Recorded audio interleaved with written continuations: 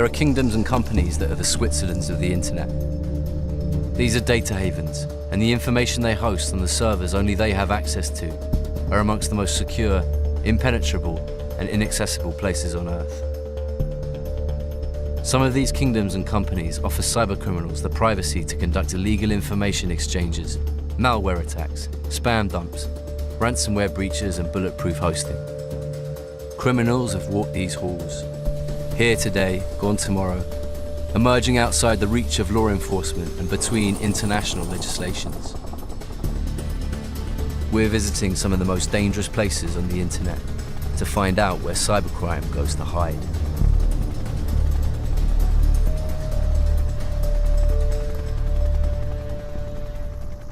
We're flying over the North Sea to see the world's first data haven.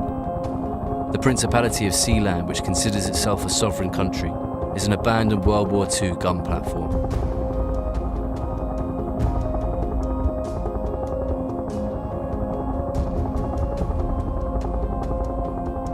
You're the Prince of Sealand? I am, yeah. I mean, the fort was situated in international water, and my grandfather decided, why not declare it a principality? Yeah, so what is it about having your own kingdom that's so appealing? I mean, it's the element of freedom that we have out there. Do what we want without prying eyes watching our every move. Why don't you want prying eyes watching your every move? Why wouldn't you, did you say? I mean, why just shut your curtains at home? Seems like a long way to go to store your data. Yeah, well, some people go to long measures, don't they, to secure what this is. At the dawn of the internet, an idealist named Ryan Lackey founded the world's first online sovereign state by creating a bulletproof data hosting facility. The idea of Haven Co. was to have a place where people could host servers for internet sites, and the users would be located everywhere in the world, and these servers would be located on Sealand in a physically secure environment, and we would have very high technical quality service, but we would also be able to let the customer pick which laws applied to them. Sorry, so is Ryan Lackey involved in Haven Co. anymore? No, he had a little bit of a falling out with us. No. What was the falling out about? Primarily, we sort of disagreed, as I say, on the grey areas as far as when we were hosting for Haven Co. originally. He wanted absolute carte blanche, do what you wanted. If someone wanted to come out there and operate a server selling firearms or missiles, he thought we should just offer a service to anyone that wanted it. We built the business, so we got to make our own rules. Anyone who creates something gets to define what that thing is, which is part of why we picked the kind of regulations we did. We found a story about another bulletproof hoster, Cyberbunker, a Cold War nuclear bunker in the south of Holland that was built to withstand a 20 megaton blast. You've seen a large black building, like a nuclear bunker? Middag. He knows the bunker. Yeah, he knows it. So they're telling me it used to be like a drug lab. Right. Oh, een Yeah. bunker. A bunker. A bunker. Oh, ja. Maar je mag you don't go to it. Oh, No, you don't. it's forbidden. It's...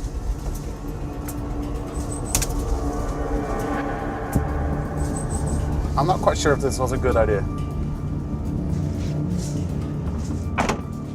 Cyberbunker was a notorious hoster for illegal materials, especially spam. It was also rumored to be home to numerous hackers. A battle is waging across the internet. It's under the worst ever cyber attack. So strong, it's slowing down internet access globally. It's allegedly a strike from a Dutch web hosting company called Cyberbunker. Could somebody go to prison over this? Could somebody be fined? Is this going to be resolved? I doubt that the people that did the attacks are in any country where doing a DDoS attack is legal or where they can even be found. You know it's illegal what you're doing, right? After weeks of cryptic responses about whether we could actually get into Cyberbunker, I decided to try my luck.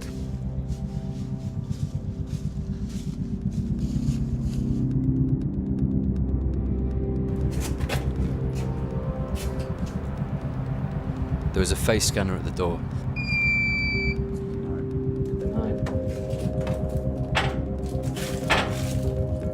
It was clear that someone had also been using the facility quite recently.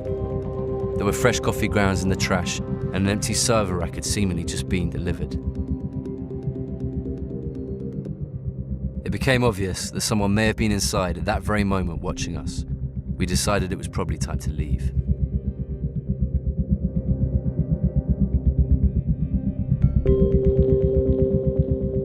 Just when we thought that getting inside was a lost cause, I managed to get in touch with a convicted hacker who knew the owners of Cyberbunker, and a meeting was set.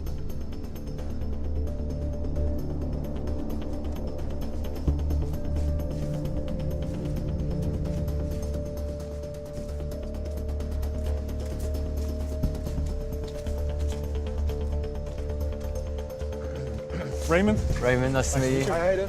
Roy. Roy, nice to meet you. How you doing? Fine. So you welcoming me into Cyberbunker? Well, that's the wrong name. That's in fact not the name. Oh, that's the anymore. not. What's the name now?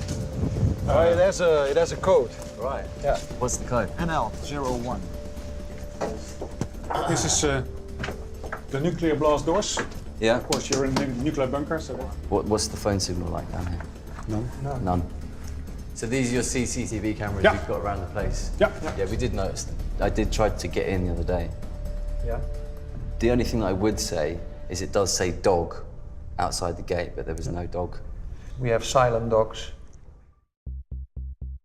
It's incredible. It's straight out of it. It's a strange one. So this was built to protect against Russian nuclear threat. Yeah. Yeah. And now we're in the cyber world, and it's again providing the protection. Right. So you're doing a full circle. So we came here looking for Cyberbunker. This No. isn't Cyberbunker anymore. No.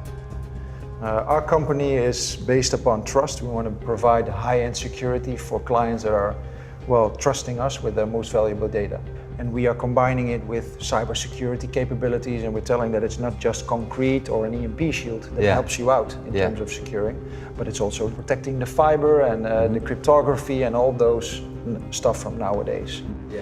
With all the trends like cloud and big data and Internet of Things, that there's solely focus on cybersecurity and, let's say, the digital part of securing data. But you're doing the physical part as Now well. we're doing both. But why do you need the physical part? Who's actually going to break in here? Come on. And well, here, no one. If you're a company, you're storing your stuff here that you don't want anyone else to get their fingers on. Yeah. Okay, so here So in you your don't cyber store bunker. everything in the bunker. We don't have a concept that relies on one bunker, because Okay. one bunker is no bunker. Yeah. So you have at least two in one country, Yeah. and then other bunkers in other countries, which Yeah. gives you also advantages from a legislation perspective, from data protection laws and what's more beneficent for clients to have that data in. So who are you providing data storage for? Currently, we're not entitled to say. Okay. Well, typical, let's say, in generic terms, governments, but So potentially governments might want to store their information here because it's a safe place from military attack from other governments who might want to launch cyber attacks. for sure. We don't brag about locations. Yeah. We don't show pictures and movies from the inside. Yeah. Because in the end, that's not what clients are looking for. Ultimate security, Yeah. high-end security. Yeah. This will probably be the first and last time you will see this bunker from the inside. It seemed Cyberbunker had evolved from a place where scammers and hackers go to hide to a place where governments and corporations do the same. There's different types of bulletproof hosting, and it depends on if you're a criminal or if you're legitimate or you just need your data in cold storage. You pick the bulletproof hoster who was best for your needs. I wanted to see an active data haven, one that touted its ultra-secure hosting.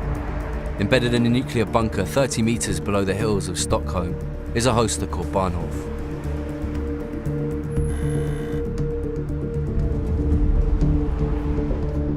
This facility hosted WikiLeaks at the height of their prominence. If ever there was a place to securely keep your data that people want to get their hands on, this was the place. Hayden. Hi. Nice to meet you. I met CEO Jon Karlon, and he gave me a tour of the impressive facility. It's a blast door. Is the physical impenetrability of this bunker even relevant? It's important. I mean, if you operate mission critical business, it's important to have it secured by physical means. You need energy, which is the diesel engines, then you need internet, which is fiber optic cables, and they are coming in from many ways. Is it a closely guarded secret where these cables are? Yes. Okay. Yeah. Jon showed me where WikiLeaks servers had been, and he walked me up to the control room overlooking the facility. It felt a little like being in a James Bond villain's lair.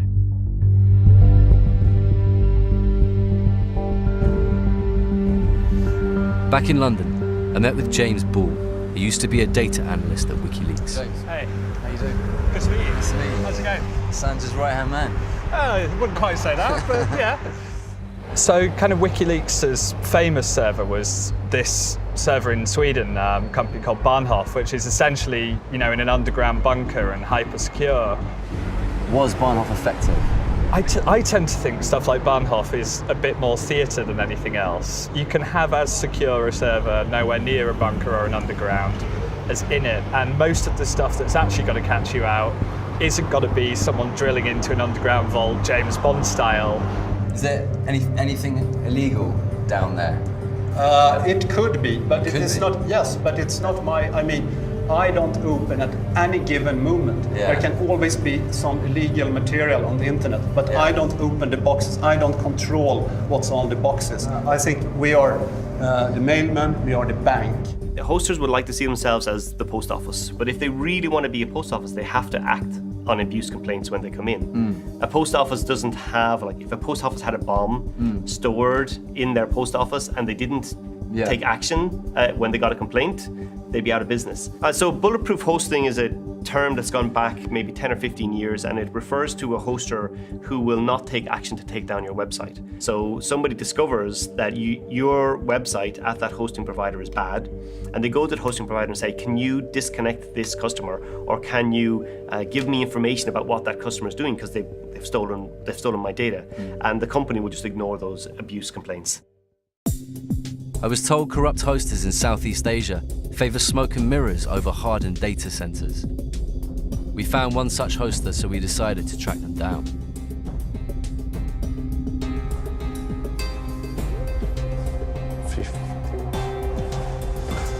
Their registered address took us to a nondescript apartment complex in the suburban outskirts of Kuala Lumpur.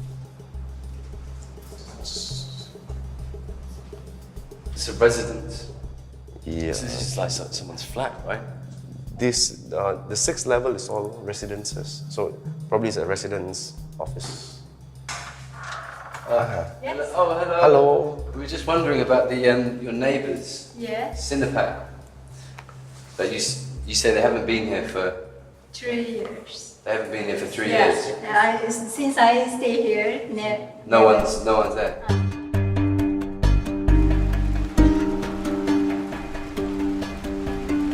We went to a place today called Cinepac. We went to the location, which was on their website, and there was no one there. And the neighbours said they hadn't been there for around 3 years. So there will be one specific group of people. They are very specialized in web hosting business, in the hosting business. So what they do is they set up different companies, they take different orders, and then once the company stop being cramped down, they will start another company in other places, different provider, and then they'll take a new orders again until they got the same complaint, and then they will stop, and then they will start another company. Right. Kind of like nomad hosting in a way. Yeah, you move from It's one going company from to place to another. place to place until there are so many complaints, they move on to the next one. So what's the extent of cybercrime in Malaysia? Is it a big problem right now? I think the majority is on fraud and phishing attacks. So that is what we are seeing. I think mid last year there's a bunch of claim to be South African, which they managed to get access to the local ATM machines. So they managed to withdraw money like 30 million ringgit from the different ATM machines throughout Malaysia. But they hacked the cash machine? The cash machine, yes. A company called Ecotel that was rumoured to have ties to bulletproof hosting and cybercrime popped up on our radar. We had information on their current location, so we boarded a flight to The Hague to track them down. Oh, hi, is that Ecotel?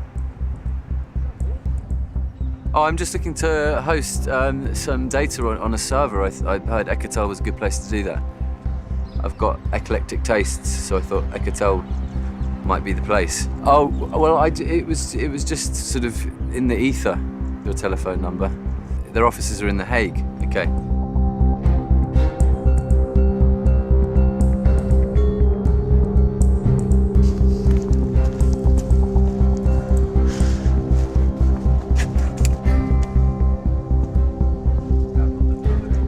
Oh, hi, I've got an appointment with Ecotel. Can you let me in? Hi, could you buzz me in? I've got an appointment with Ecotel.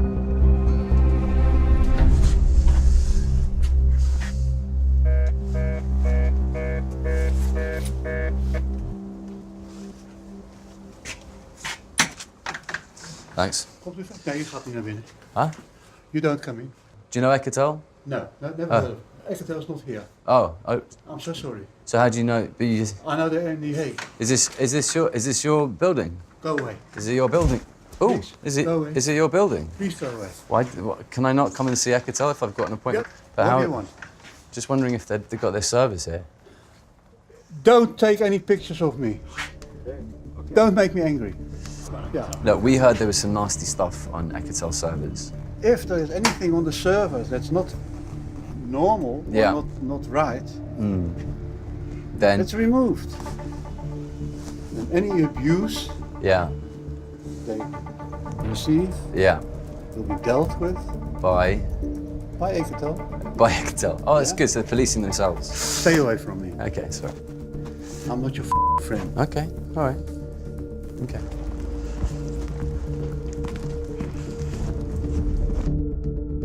To understand the magnitude of bulletproof hosting, I found myself talking to some of the most secretive people on the internet. A patriotic activist that goes by the name of Jester agreed to chat. He's been known for taking down jihadist websites across the world and hacking into the personal email accounts of Iran's president. I was seeing a giant uptick in jihadis using the internet to recruit, radicalize, and even train online. I felt I should do something about it. Why would people want to use bulletproof hosting? I suppose hackers' tools are servers. They need places to launch attacks from. Bulletproof hosting is a valuable service for me. I'm under constant attack. I care more about the provider being impenetrable to cyber over physical attacks. Well, if I want to be a bulletproof hoster in the true sense of the word, I would distribute all my information all over the place. I wouldn't rely on a single server in a single bunker. I wouldn't rely on a single jurisdiction. All right. Basically, I want to distribute it to a point where a single takedown of a single location does not disrupt my ability to host or to basically put anything out there. So nowadays, the most effective form of bulletproof hosting isn't necessarily being in a bunker, it's being in the cloud, hiding in plain sight. Yes, exactly. It's not necessary that you have a bunker or some very secure location. The idea is that you pretend like you're not doing anything illegal at all and you just sign up for regular hosting like a regular customer, and then the task is to try and mask the fact that you're actually a criminal enterprise. And how do you mask? So the way they mask is they take multiple hops before a victim is sent to the final destination. And those hops are generally in different countries to make it difficult for law enforcement to get cooperation from all those countries in order to find out where the hosting is behind that. It's totally a war. Cyberspace is the new theater. We're seeing this more and more now every day. A Silicon Valley startup is caught in the middle of a cyber war between ISIS and the hacking group known as Anonymous. The company's called Cloudflare. It's a startup that protects websites against denial of service. Those are attempts to bring websites down. But it does not discriminate with its clients. It has come out and said that. Anonymous is lashing out at Cloudflare for shielding pro-ISIS sites from the hacking group's attacks. Cloudflare, it frustrates me.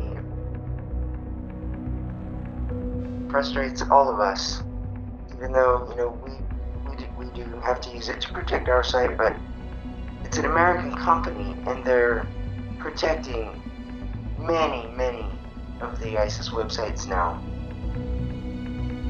Now I work at a company, Cloudflare, which is the edge of the internet. It connects between your browsers and your servers from multiple locations around the world. So is Cloudflare the future of bulletproof hosting? It is the future of how you reliably host internet content without censorship. Anonymous have recently accused you of having 2 of the top 3 ISIS websites. Yeah, I can't really talk about. You can't talk about that, right? I've contacted Cloudflare directly, daily, alerting them to this and just get no response. What gives Anonymous the right to say what should and shouldn't be online to make judgments? Have you seen the ISIS material? When I see a head cut off because someone prayed the wrong way or they're gay, I think that gives me the right. I'll make that judgment call. Do hosters have a moral responsibility when it comes to what's out there on the internet? I think it is very much their responsibility. Guides for homegrown terror cells on how to shoot up a room and successfully go carry out another attack before suiciding oneself should not be easily available to people online. If you just take the "I will host everything," you're really facilitating some dark stuff and you're actually endorsing it. I think you have to actually get in the weeds. You have to get in the case by case and go, there is a ton of stuff that I hate that I would never do anything with. You're making hosters incredibly responsible for the content. I mean, that they're hosters hosting. are incredibly responsible for what they're Because a hosting in hoster- law. because that's why they want to be blind hosts. So criminals need bulletproof hosting because they need to be able to keep their website up. Because if they're on your computer and they're stealing your credit card or your emails, they need to send that information somewhere. And those type of bulletproof hosters, they understand that there's criminal activity happening on their servers and they just want to get paid. These guys have got billions and you don't. These guys have got hundreds and hundreds of computer scientists and most of us don't. You've got to know how not to be scammed. You've got to trust everyone you give your data to. So we have to actually just take personal responsibility for our own online security. I think we need to force companies to take responsibility for our data that they have, and we have to take responsibility for our data that we have overall. There's no absolute solutions, essentially. It's constant give and take. There's no magic bullet, there's no magic server. We are going to have to work this out for ourselves.